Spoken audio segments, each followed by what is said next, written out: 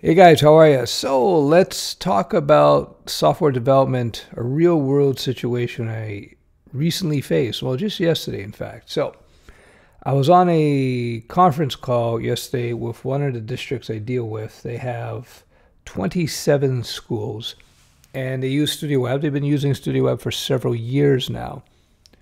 And an issue came up with regards to how StudioWeb was going to be integrated with their back-end systems.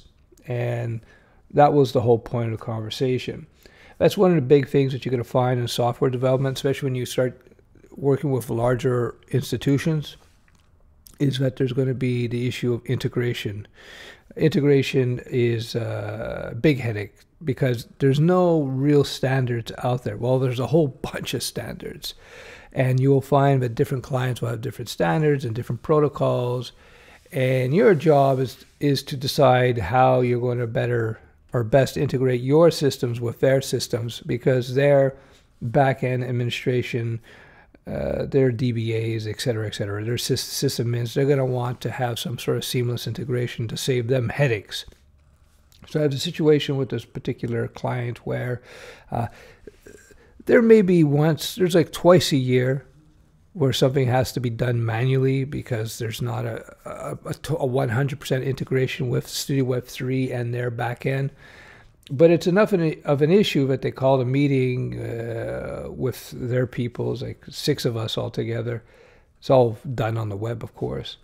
And they brought up a good point. And what's interesting, we had built into StudioWeb 4 a capability that I thought, anyway, based on my conversations with people on their end, I built a capability to StudioWeb, and I'm being vague on purpose because I don't want to go down the details just to save time in terms of the video. Anyhow, so we built something out based on casual conversation, which was a mistake, and it turns out, so I go into the presentation going, oh, I'm going to show them this is a great new feature. They're going to love this. It's what they're looking for. So I show them the feature, and right away they go, that's not what we want. That's not good for us.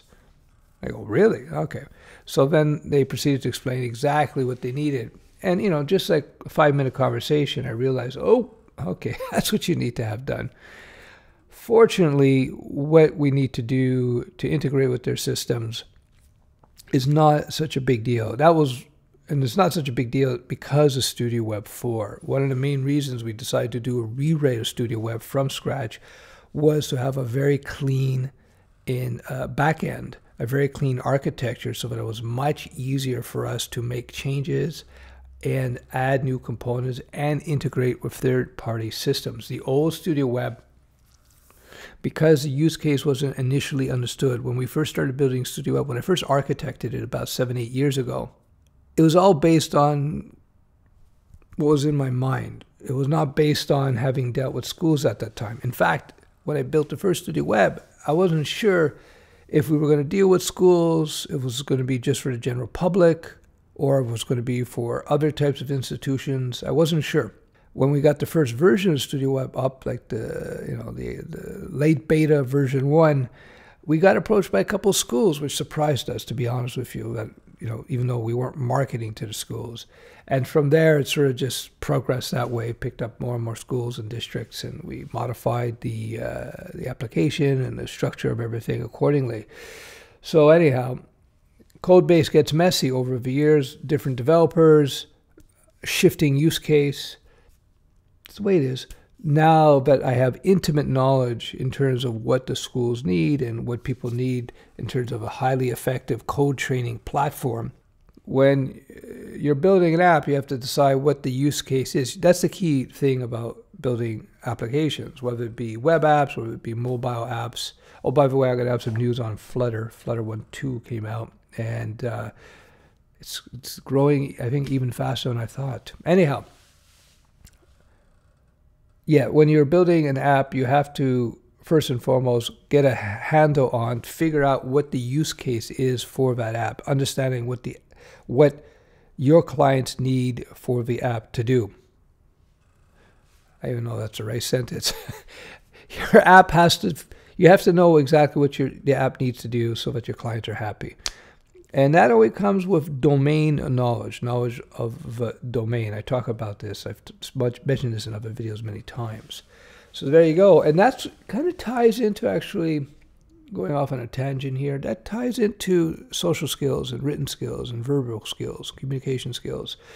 You need these type of skills to be able to communicate with people and figure out what they need. And, because sometimes it could be a bit of a contentious situation.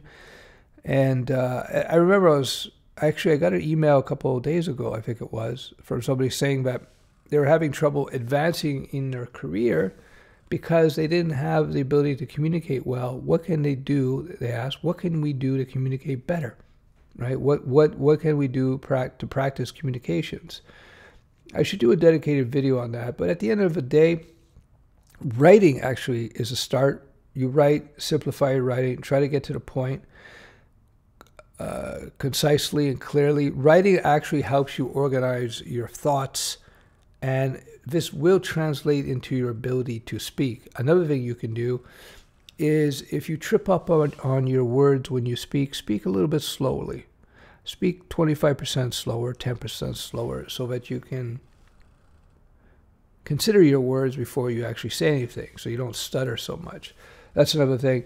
There's a whole bunch of things you can do to improve your ability to communicate. One of them, those are just a couple of ideas I'm throwing out there.